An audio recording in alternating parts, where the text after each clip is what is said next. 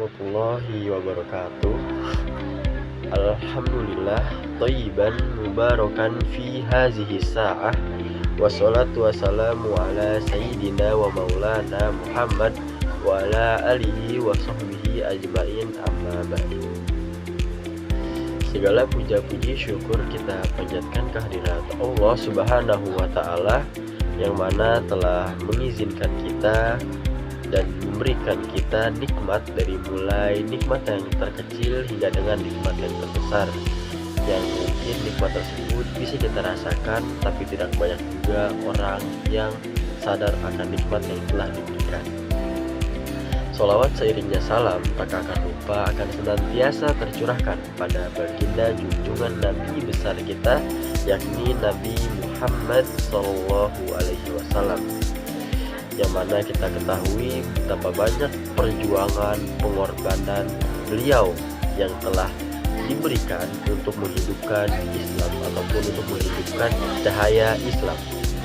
Yang pertama-tama mungkin yang saya hormati yakni kepada Bapak Abdul Rozak selaku dosen pengampu mata kuliah Islam dan ilmu pengetahuan.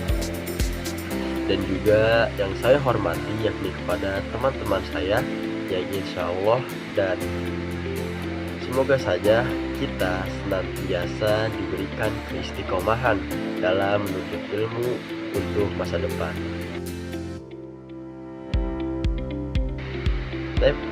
Yang pertama-tama juga izinkan saya untuk menjelaskan tentang perkembangan ilmu pengetahuan dan peradaban Islam era Bani Abbasiyah, bagaimana ada pada materi-materi yang telah disampaikan.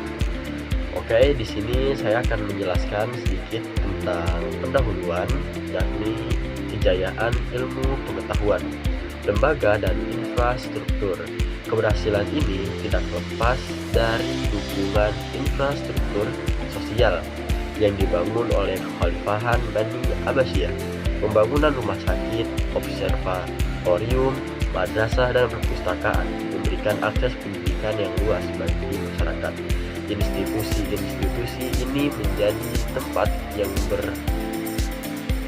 berkumpulnya para cendekiawan dan berbagai disiplin ilmu untuk bekerjasama berbagai pengetahuan dan menciptakan inovasi. Dan juga ada dukungan dari para khalifah seperti Harun Ar-Rasyid dan Al-Ma'mun memberikan dukungan besar, terutama melalui pendanaan proyek penerjemahan dan pengembangan ilmu pengetahuan dengan kolaborasi lintas budaya. Era ini menjadi simbol kejayaan intelektual dunia Islam, menghasilkan kemajuan luar biasa dalam berbagai bidang. Sebagaimana kita harus ketahui juga, siapa sih Bani Abbasiyah ini? Mungkin di sini saya perwakilan ingin menjelaskan sedikit tentang dinasti Bani Abbasiyah. Dinasti Abbasiyah ini bangun atau lahir dari tahun 750 Masehi hingga 1258 Masehi. Dan dinasti ini adalah salah satu periode yang paling gemilang dalam sejarah Islam, yang diakui karena pencapaian luar biasa dalam ilmu pengetahuan, baik itu dalam segi budaya serta stabilitas politik dan ekonomi di Bani Abbasiyah. Di Bani Abbasiyah ini juga adalah suatu masa keemasan dalam sejarah peradaban Islam yang mencapai puncak kejayaan dalam berbagai bidang seperti ekonomi, politik, ilmu pengetahuan, dan kebudayaan. Kekuasaan Bani Abbasiyah yang berlangsung selama lebih dari 5 abad menjadi bukti gemilangnya peradaban Islam yang diakui dunia. Masa ini dikenal sebagai tonggak pembangunan ilmu pengetahuan dengan banyaknya tokoh muslim yang memberikan kontribusi besar seperti Al-Khawarizmi dalam matematika, Ibnu Sina dalam kedokteran, dan Imam Bukhari dalam ilmu hadis. Selain itu, lembaga bimbingan dan pusat ilmu pengetahuan seperti Baitul Hikmah berkembang pesat menjadi inspirasi bagi generasi masa kini untuk mengenang dan mempelajari kembali warisan intelektual Islam. Nah mungkin itu sebuah pendahuluan dari saya dan akan disampaikan lagi oleh teman saya. Selanjutnya ada bidang ilmu yang berkembang di era Bani Abbasiyah. Pada masa dinasti Bani Abbasiyah, berbagai bidang ilmu pengetahuan itu berkembang pesat berkat keterbukaan terhadap pemikiran dari berbagai budaya. Di dalam matematika, Al-Khawarizmi itu memperkenalkan konsep aljabar dan algoritma melalui karyanya yaitu yang berjudul Al-Kitab Al-Mukhtasar fi Hisab Al-Jabar wal Muqabalah. Serta ia juga menyempurnakan sistem angka desimal yang diadopsi dari India. Kemudian di dalam bidang kedokteran, Ibnu Sina menulis karyanya yang berjudul Al-Qanun fi Al-Tib yang menjadi rujukan medis selama berabad-abad. Sementara Al-Ghazi dikenal sebagai penemu penyakit cacar dan campak, sekaligus ia juga itu pelopor penelitian klinis. Di dalam bidang kimia, Jabir bin Hayyan mengembangkan metode eksperimen sistematis dan teknik seperti distilasi serta menghasilkan berbagai senyawa kimia yang masih digunakan hingga saat ini. Ia juga mengintegrasikan ilmu kimia ke dalam farmasi untuk pembuatan obat-obatan. Dalam filsafat, Al-Kindi itu berusaha untuk menggabungkan filsafat Yunani dengan ajaran Islam, sedangkan Al-Farabi itu membahas harmoni antara agama, filsafat, dan sains yang memberikan pengaruh besar pada pemikiran filsafat di dunia Islam dan Eropa. Kemajuan ini itu tidak hanya memperkaya dunia Islam saja, tetapi juga memberikan kontribusi besar bagi perkembangan peradaban dunia yang menjadi fondasi bagi sains modern. Selanjutnya ada kontribusi ilmuwan. Pada masa kejayaan Bani Abbasiyah, ilmuwan muslim memberikan kontribusi besar dalam berbagai bidang. Contohnya Al-Khawarizmi, yaitu sebagai pionir dalam matematika. Ia juga memperkenalkan aljabar dan algoritma yang menjadi dasar bagi perkembangan teknologi modern. Serta ia juga menyempurnakan tabel astronomi untuk navigasi. Kemudian ada Ibnu Sina atau yang dikenal sebagai Avicenna, yaitu menulis Al-Qanun fi Al-Tib, karya medisnya yang menjadi rujukan utama di dunia Islam dan Eropa selama berabad-abad. Serta ia juga itu mempelopori metode eksperimental dalam pengobatan.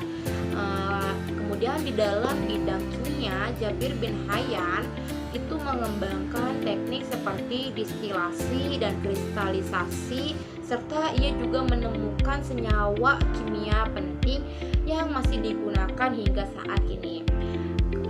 Selanjutnya dalam filsafat, Al-Kindi dan Al-Farabi itu mengintegrasikan pemikiran Yunani dengan ajaran Islam, memengaruhi filsafat di dunia Islam dan Eropa. Secara keseluruhan, kontribusi ilmuwan Bani Abbasiyah meletakkan dasar bagi ilmu pengetahuan yang relevan hingga saat ini, memperlihatkan betapa pentingnya dukungan infrastruktur dan keterbukaan terhadap ilmu dalam mendorong kemajuan peradaban. Baiklah, selanjutnya itu ada faktor pendukung kemajuan. Kemajuan ilmu pengetahuan pada masa dinasti Abbasiyah didorong oleh beberapa faktor utama. Yang pertama itu ada stabilitas politik dan ekonomi yang mendukung bagi perkembangan intelektual, kemakmuran ekonomi dan dari perdagangan dan pendapatan negara yang tinggi, juga menyediakan dana untuk mendirikan lembaga-lembaga pendidikan dan riset. Kedua, itu ada instruktur. Nah, instruktur ini yaitu dengan pendidikan dan riset seperti yaitu kayak madrasah dan baitul hikmah. Dan itu juga akan menjadi pusat penelitian dan penerjemahan karya-karya ilmiah dari berbagai peradaban. Yang ketiga, itu ada dukungan besar dari para Khalifah Bani Abbasiyah seperti Al-Ma'mun dalam mendanai penelitian dan menerjemahkan teks-teks kuno, membuka jalan bagi pengembangan ilmu pengetahuan. Yang terakhir itu keterbukaan terhadap budaya dan ilmu asing, terutama dari Yunani, Persia, dan India. Memperkaya pemikiran ilmiah di dunia Islam. Faktor-faktor ini menciptakan lingkungan yang ideal bagi inovasi ilmiah masih relevan hingga saat ini. Baiklah, selanjutnya itu ada kemunduran dinasti Bani Abbasiyah. Kemunduran Bani Abbasiyah itu disebabkan oleh faktor internal dan eksternal yang saling mempengaruhi. Nah, konflik eksternalnya itu seperti persaingan kekuasaan di antara keluarga dan pejabat tinggi yang korup, melemahkan stabilitas politik dan kontrol atas wilayah-wilayah yang lebih jauh. Dan di luar itu ada tekanan eksternal yang seperti invasi Mughal pada tahun 1258 Masehi yang menghancurkan Baghdad pada ilmu pengetahuan dan peradaban dunia Islam, yang juga tuntut memperburuk keadaan. Selain itu ada perang Salib yang berlangsung lama mengganggu jalur perdagangan dan stabilitas ekonomi. Nah, kombinasi faktor-faktor ini menyebabkan runtuhnya Bani Abbasiyah. Meskipun warisan ilmu, pengetahuan, dan budaya, mereka tetap memberikan pengaruh besar dalam sejarah Islam dan Eropa. Selanjutnya ada warisan Bani Abbasiyah. Meskipun dinasti Abbasiyah telah runtuh pada tahun 1258 Masehi, warisan mereka memiliki dampak yang besar terhadap perkembangan ilmu pengetahuan dan peradaban dunia.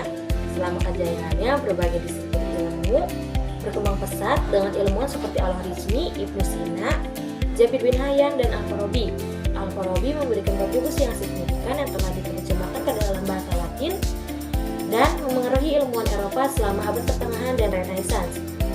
Penerjemahan karya ilmuwan Muslim memperkenalkan pengetahuan ilmiah lebih maju ke Eropa dan berkontribusi pada kebangkitan ilmu pengetahuan di sana. Selain itu, semangat intelektual Bani Abbasiyah tetap hidup di dunia Islam, menginspirasi pendirian universitas dan lembaga pendidikan baru. Warisan mereka terus berlanjut dan berpengaruh hingga kini dalam perkembangan ilmu pengetahuan dan budaya global. Kesimpulannya, dinasti Bani Abbasiyah mencapai puncak kejayaan dalam peradaban Islam, memberikan kontribusi besar pada ilmu pengetahuan dan kebudayaan di dunia.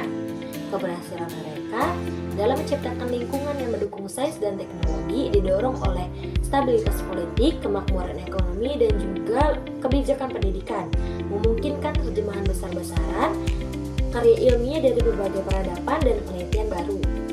Inovasi dan matematika, kedokteran, kimia, dan filsafat berpengaruh tidak hanya pada dunia Islam, tetapi juga pada peradaban Barat. Meskipun peradaban ini telah berakhir akibat konflik dan invasi, warisan intelektual dan budaya Bani Abbasiyah tetap bertahan dan terus memengaruhi dunia Islam dan Eropa, menjadi dasar pengembangan ilmu pengetahuan di masa depan. Baik, telah selesai pemaparan hasil analisis dari kelompok 6 mengenai materi perkembangan ilmu pengetahuan dan peradaban Islam era Bani Abbasiyah. Semoga materi ini dapat bermanfaat bagi kita semua. Kurang lebihnya mohon dimaafkan. Wabillahi taufiq wal hidayah. Wassalamualaikum warahmatullahi wabarakatuh.